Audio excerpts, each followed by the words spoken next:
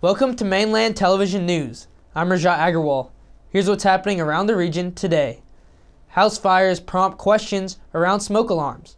Teens are sold alcohol during a controlled purchase operation. Rainbow Ski opens for the first time. An increased focus on family violence. And a new turtle enclosure opens at Natureland. A fire earlier this week completely destroyed a rental home in Richmond, leaving a young family with only the clothes they had on and no household insurance. The fire in Wild Avenue took only 5 minutes to fully engage the house. Fire investigators are yet to determine the cause of the blaze. Neighbors quickly came to the aid of the occupants, offering comfort, clothing, and a warm pair of boots for the shocked mother who was wrapped in a blanket at the scene. The two younger children were staying at their father's house at the time of the fire, and only the older child was at home.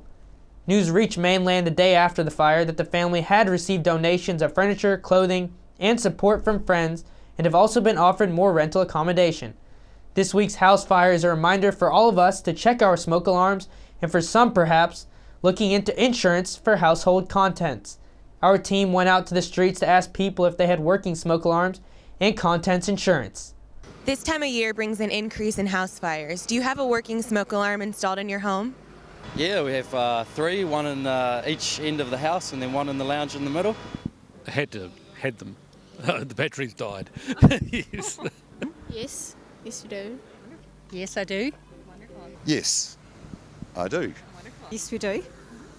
I do, yes. And I've got an alarm in my house.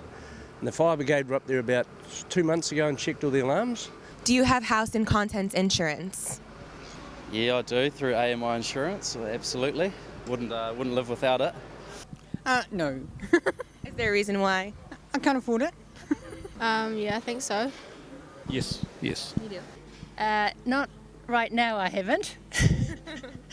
Is there any reason why? Oh, it's just a cost thing for me, but with everything that's been going on, I think, you've got to really start thinking about that. Yes. We sure do, yeah. How can people protect themselves from house fires?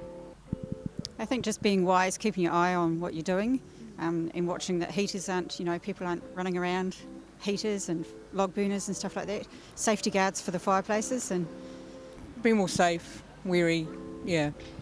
Having a working smoke alarm, I guess. I mean, self-responsibility is what it's about, and if you clean your fireplace and train yourself in a few safety things, you won't have a problem. And if everybody did that and they taught that at school, you wouldn't have house fires. Disappointment for authorities after two teenagers were sold alcohol at a licensed premises. Nelson Police, in conjunction with DHB and liquor licensing staff, recently conducted an extensive controlled purchase operation, checking licensed premises in Nelson City and Tasman District.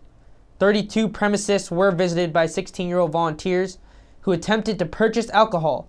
No sale was made at 30 sites. However, on 2 occasions, the teenagers were sold alcohol. The sales were made at the Brightwater Foursquare and the Wanderers Rugby Club bar. Both have been spoken to about the breach, and the decision on the suspension of their liquor license is now at the Alcohol Regulatory Licensing Authority. Police Alcohol Harm Prevention Sergeant Steve Savage said police had warned the sports clubs would be targeted over the winter months. Steve Savage says there is no excuse for a club to be lax in its standards. He says their view is that these clubs should be extremely vigilant, as they were likely to have younger members around and they need to set a very high standard. He said the fact that 30 premises refused to sell was encouraging. It's all a go at the Rainbow Ski Field, which opened on Saturday. Rainbow had a good amount of snowfall last week, which made for a great start to the weekend. Snowmakers made a phenomenal amount of snow in a very short amount of time last week, leading up to the opening day. They say their snowmaking capability is better than it has ever been, on top of the natural snow base. The beginners and intermediate slopes were able to be opened on Saturday, with further terrain to be opened up as soon as possible. Chrissy Small spoke with Rainbow spokesperson Richard Strong about how the opening day went. So you had a big dump last week. did that must have improved things for you guys? We have the T-bar open to a point, to Tower 4.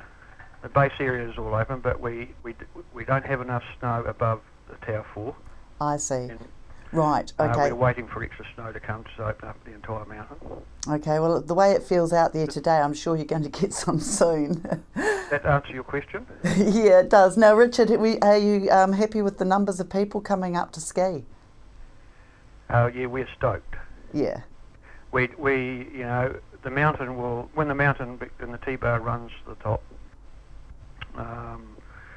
we're expecting, the bulk of people will start tuning into it, but given the fact that the T-bar's going to Tower 4, we're very happy. Great. So, so it's looking like it could be a bumper season, do you think? That would be speculation, but we're hoping for a bumper season. Right. And of course, if people get to the bottom car park, there's transport up to the ski field, isn't there? There is indeed, yes. Not everyone carries chains. I know it's quite an adventure climbing up that hill in a vehicle, but for the less intrepid explorers, it's probably pay to take the bus, do you think? I think anyone who's a confident driver, the road is well looked after and maintained, and we have chain signs and whatnot. Right. So if someone is feeling, I don't have the list for that. Hold on. Anyway, if someone is feeling, they're not confident in driving, then take the shuttle. Sure. Great. Okay, and of course you've got all the gears up there, so if anyone that doesn't have... rental, yeah, everything's here. Yeah, great. Okay. So, of course we're at the school holidays now, so you'll be seeing a lot of families through there. We certainly hope so. Yeah, we saw yesterday. Great. Nelson has fought hard to preserve Natureland for locals and visitors to enjoy. With new owners on board, the zoo is already undergoing improvements for the future of the zoo. Mainland TV headed out to Natureland to check out the animals and some of the changes happening at the zoo. We're here at Natureland where there's plenty of family fun for all ages, even in the winter. And right behind us, we're standing in front of the new turtle enclosure that's recently been revamped. Definitely want to come down here and check it out. The turtle enclosure at Natureland was recently improved for the animals' welfare. The original exhibit didn't provide dirt for the turtles to dig through, had no heated rocks for them to lie on, and the glass enclosure was endangering their well-being. Employees of Natureland say it was an immediate required fix regarding the welfare of the animals. Though to the average outsider it looks like the same exhibit, it's completely new and safer for the turtles. This fix for the animals is the first of many to come as the company looks to create a 10-year plan for reshaping the zoo. The new owners, Mike Rutledge and zoologist Meg Selby, took over the zoo back in late 2013 and have several plans for revamping the different exhibits for the animals. Natureland Zoo, situated at Tahuna Nui Beach, provides plenty of animal-friendly family fun for Nelson locals and visitors. From a collection of mammals like meerkats and monkeys to exotic birds and turtles, Natureland has plenty to see year-round. The Prime Minister has just announced a suite of cross-government initiatives aimed at addressing family violence. Prime Minister Key said quite simply, the rate of family violence in New Zealand is unacceptable. He says while crime is at a 35-year low, violent crime is decreasing at a much slower rate. John Key says almost 50% of all homicides in New Zealand are a result of family violence. That is, on average, 14 women, 7 men, and 8 children killed by a member of their family every year. Mr. Key says that with the government's focus on vulnerable children, this work will help New Zealand families live without violence and fear.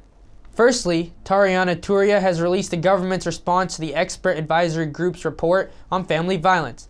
Of the 22 recommendations in the report, 19 have been accepted in whole or part by the government. Turia stated, "Today I am also announcing further measure to address family violence through justice, police, and corrections, which will build on the foundation we have in place. These include the establishment of Chief Victims Advisor to the Minister of Justice, the trial of an intensive case management service for family violence victims at risk of serious harm or death, the trial of mobile safety alarms with GPS technology so victims can alert police to their location in an emergency, introduction of legislation to change the Sentencing Act, which will allow courts to stipulate GPS monitoring of high-risk domestic violence offenders who can't currently have this condition imposed on them. The new law introduces new vetting and screening checks for government and community agency staff working with children, and puts the onus on parents who have killed, severely abused, or neglected a child to prove they are safe to parent subsequent children.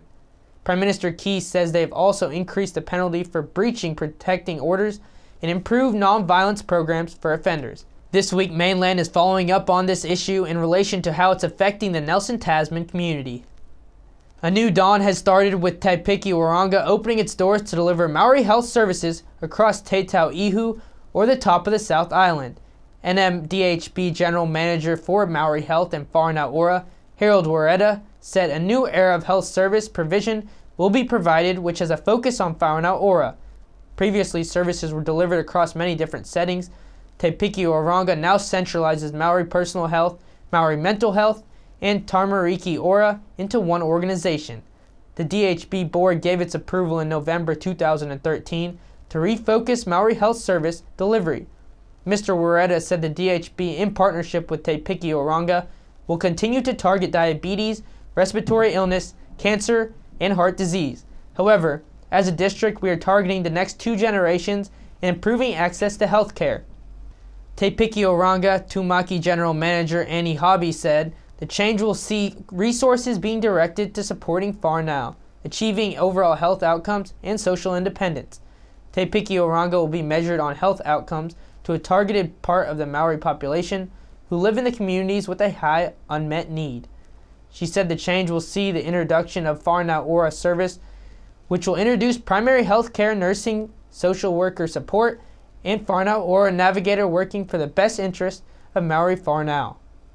In addition, the new organization will provide child and adolescent mental health services and alcohol and other drug counseling. After the break, we'll bring you the latest weather update and some events and happenings coming up from around the region.